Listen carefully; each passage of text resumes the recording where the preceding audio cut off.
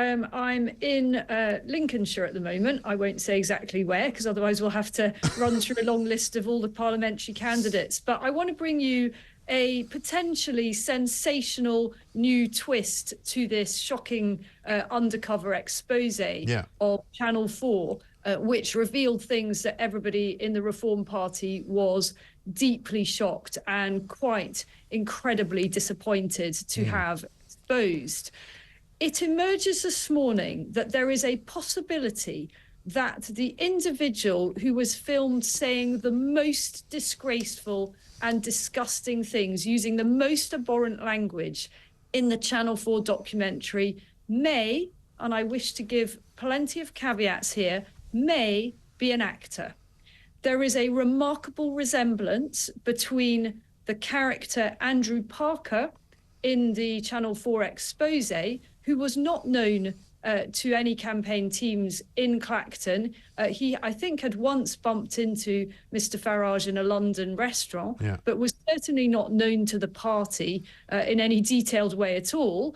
He bears a remarkable resemblance to an actor whose details can be quite easily found on the internet. Software recognition, when you compare the footage, you can use software recognition that gives a 99.9% confidence rate that they are the same people, a professional actor.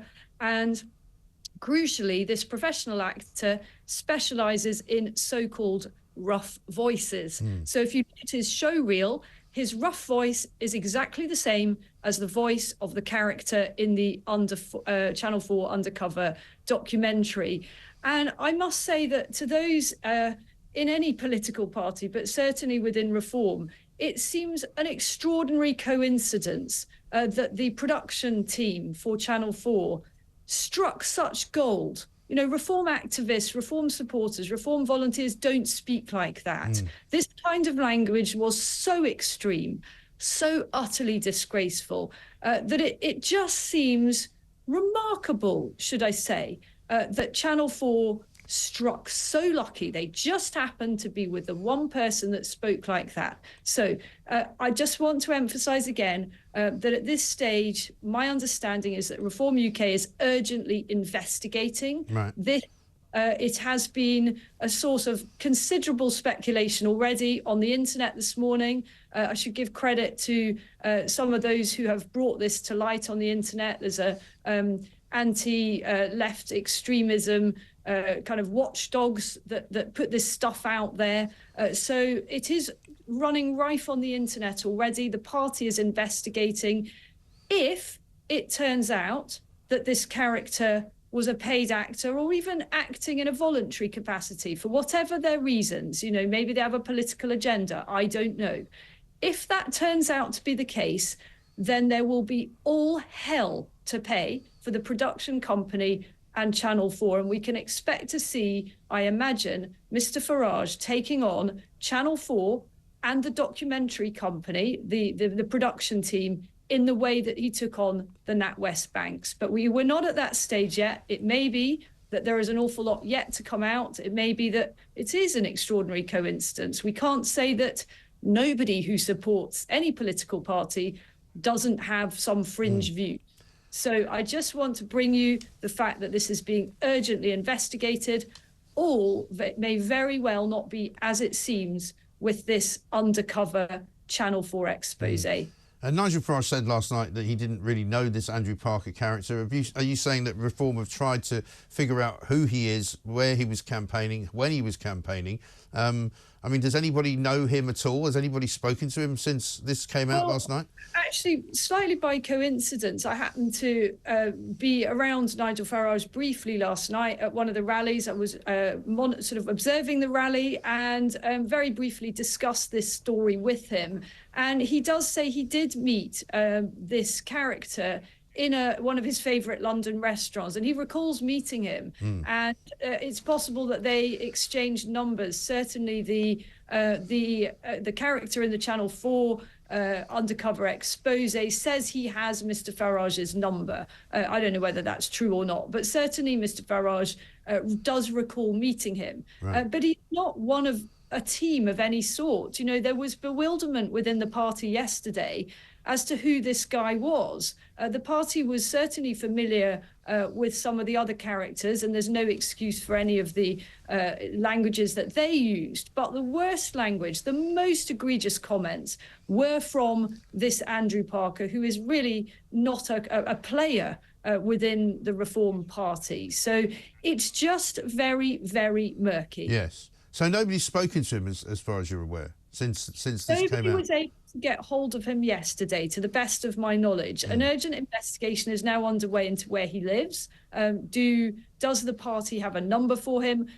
We need to track him down. He did put out I say we as a journalist should be all over this one. Right. Did put out a statement last night, I think via Channel 4, in which he sort of said, I'm paraphrasing here because I don't have it in front of me. You know, I'm terribly sorry for this. You know, these aren't the views of the Reform Party. I was just, you know, speaking in my own capacity. Right. So, look, there is a possibility that he is a genuine Reform supporter and also an actor and also holds these horrible views. That's a possibility. Yes. We have to look at all angles. It may turn out that he's just an extremely strange character who likes to campaign in Clacton and is also an actor and is also a racist. Yeah. That's possible. Indeed. You mentioned... it just doesn't sound right to me. Something doesn't stack up. You know, the party was in such a tailspin yesterday over these awful, awful exchanges that actually, and everybody is so busy, it wasn't actually until this morning that I had a chance to look at the original footage. I'd seen the transcript, I'd seen it in black and white. When I looked at that footage, I just thought, really? Who speaks like this? Yeah. You know, I just think it's so extreme. Something's off. Yeah, I think I know what you're saying. I watched it last night as well, sort of with incredulity, with sort of mouth wide open. But you mentioned some of the other people on the report as well, and I guess George Jones, of course, is not one of those people that nobody knows. He's not one of those people who might be a sort of made-up character. He's a veteran of UKIP and the Brexit Party. So I just wonder...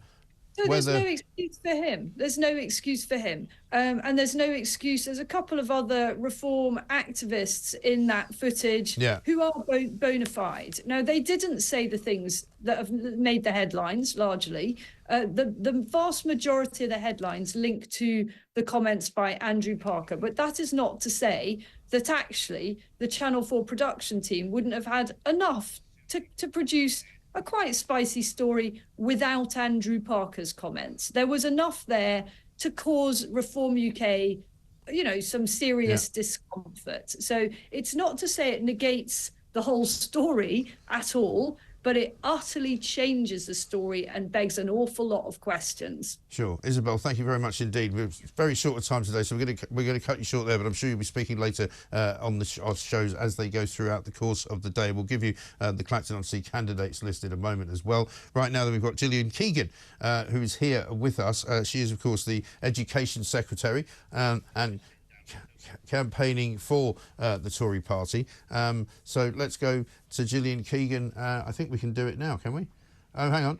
Brett, let's go through the candidates list for Clacton-on-Sea. Nigel Farage, Reform UK. Craig Jameson, Climate Party. Tony Mack, Independent. Natasha Osborne, Green Party. Jovan Owusu-Nepal, Labour Party. Tassos Papanastasiou, Heritage Party. Andrew Pemberton for the UK Independence Party. And Giles Watling for the Conservative and Unionist Party.